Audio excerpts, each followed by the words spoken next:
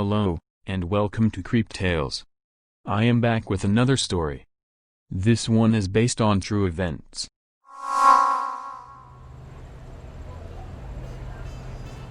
I reached the Kofu bus terminal at around 9 in the evening.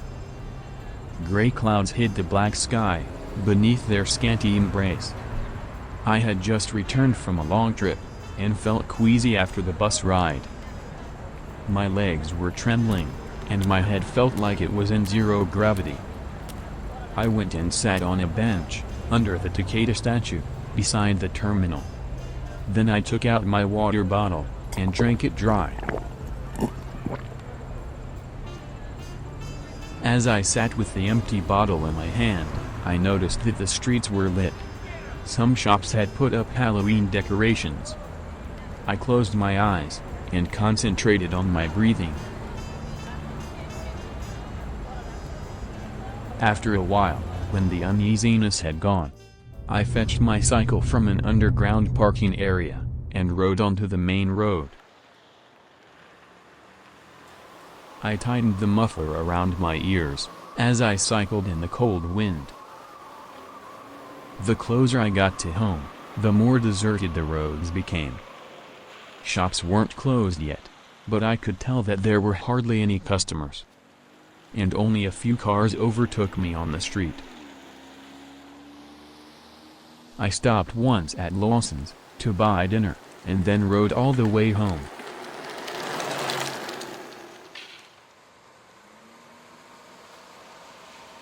I was living in a flat, provided by my company. The gray building was dull, but clean. I had no complaints about the place. Except one. It had been 2 months, and I had never seen my neighbors. I wasn't even sure if there were people living in the other rooms. I parked my cycle and approached the building. As I started up the stairs,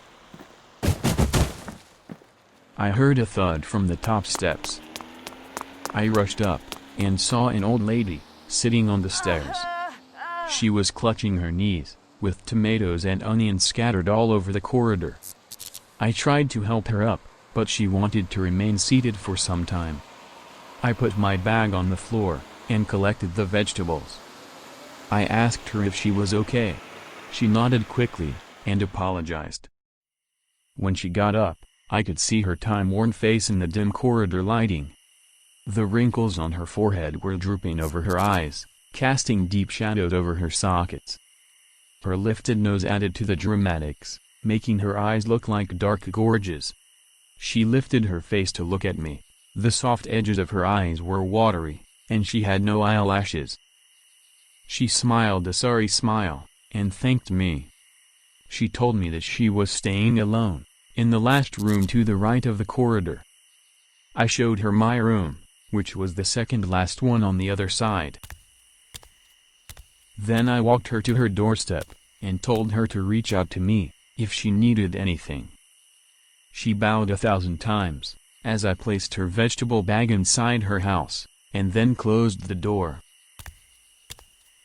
I walked back to my room, picking up my bag from the edge of the stairs.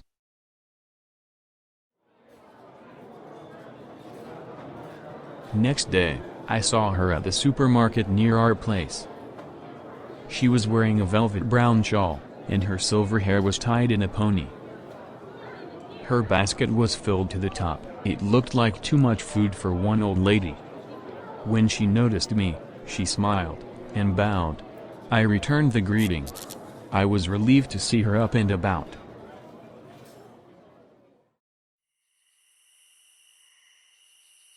That night, I had to go out, to throw my garbage.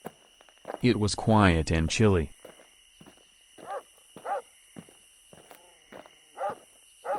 When I came back, I noticed a man, in front of the old lady's room. By the time I climbed the stairs, and reached the corridor, the man was gone. A week passed, and I did not see the old lady. It was almost Halloween, and the stores were full of Halloween merch. I expected to see some energy from the rooms around me. But there were no decorations on their doors. I was starting to doubt if I had any neighbors at all.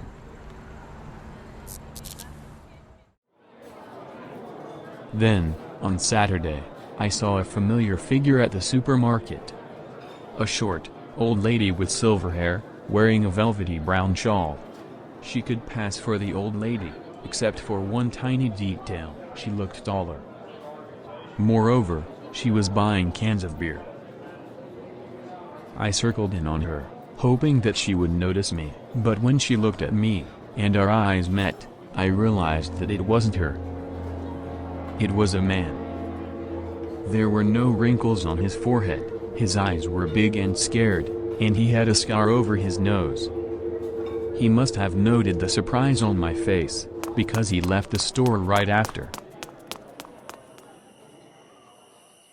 I bought my usual dinner and went back to my room. But I couldn't stop worrying about the old lady. On an impulse, I went to her room, and I rang the bell. I thought I heard a shuffle, but then, there was no answer. I rang the bell again, and again, but no one answered. I was getting worried, but I knew there was nothing I could do. Defeated, I returned to my room, and decided to discuss the situation with my manager. But everything changed the next morning. I woke up to the sound of heavy chatter, coming from outside my room. When I opened the door, a nauseating stench drifted over. I tightened my stomach, and stepped out into the corridor. It was crowded, mainly because every room's door was open, and people stood at their gates. For the very first time, I saw my neighbors. But there were more people, there were police officers and medics too. They were all gathered outside the old lady's room. A person standing in front of me was talking about the incident over phone. I moved in, to listen to him. Apparently, the old lady had died a week ago. And his son had hidden the body in the house. As if on cue, a body was carried out of the room. The stench in the corridor doubled. The police also escorted a man out of the room. At first, he looked like any other stranger, but then I saw a scar over his nose. He was the one I had seen at the supermarket. He was the old lady's son. The room was cleared by noon, and the stench dissipated by evening. The corridor had fallen back to its order, almost like nothing had happened. I searched the local news online, hoping to find an article, and I did. According to the news, the son had come home last weekend, and killed the old lady, for her pension. He even dressed up as her, and went to the supermarket, to create an alibi. He would have pulled the act longer, but he panicked last night, when a persistent visitor kept ringing his doorbell. He thought this person had seen him in the supermarket, and was scared that his cover was blown. So, he tried to do away with the body, by burning it in the kitchen. Only, he didn't know what burning human skin smells like. The people staying next door caught the stench, got suspicious, and called the cops.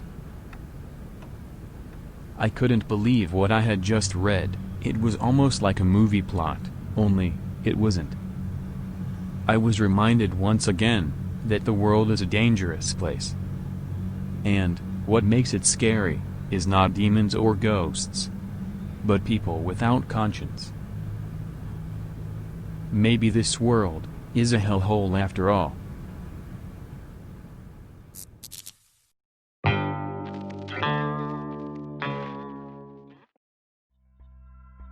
Well, that was depressing.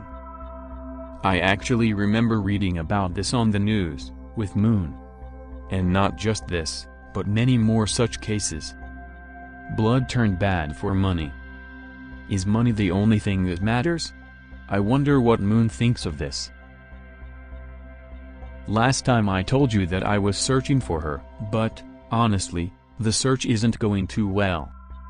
The stories that I tell are all written by her. I was sure that she would listen to them and come back. But I now get the feeling that I might never see her again. I will, however, continue my search for her. Until next time, stay safe, and bye-bye.